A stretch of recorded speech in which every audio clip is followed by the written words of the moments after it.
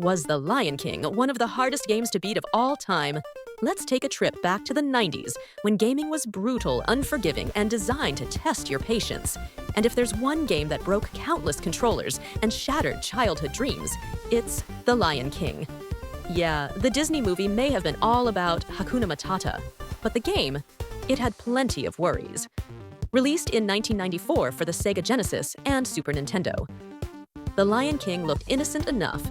It had beautiful 16-bit graphics, music straight from the movie, and adorable animations of Simba.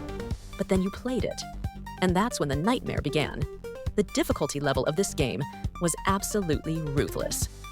Take the infamous Can't Wait to Be King level. At first, it's all colorful fun, swinging on vines, bouncing off giraffe heads. But then came those pink monkeys. You know the ones. They'd toss you around like a furry volleyball, and unless you figured out the exact sequence to roar at them and change their direction, you were doomed to fail.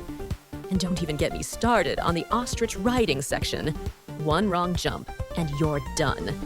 It was a level designed to crush your spirit. But here's the kicker. This wasn't just a game that punished mistakes. It was a game that gave you almost no room for error. Simba's health bar felt like a cruel joke. Enemies respawned faster than you could blink, and there were limited lives and continues.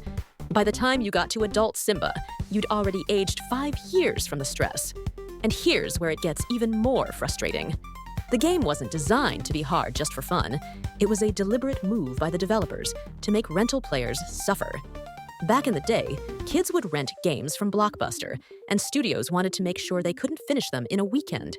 The Lion King was engineered to send you back to the rental store in defeat, begging your parents to buy it so you could spend weeks mastering it. But for those who stuck with it, finally beating The Lion King felt like scaling Mount Everest.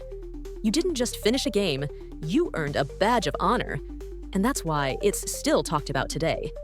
It wasn't just one of the hardest Disney games, it was one of the hardest games of all time, period. So, if you managed to defeat Scar and claim your rightful place as king, congratulations. You're part of a very elite group of gamers. For the rest of us, we'll always have those pink monkeys.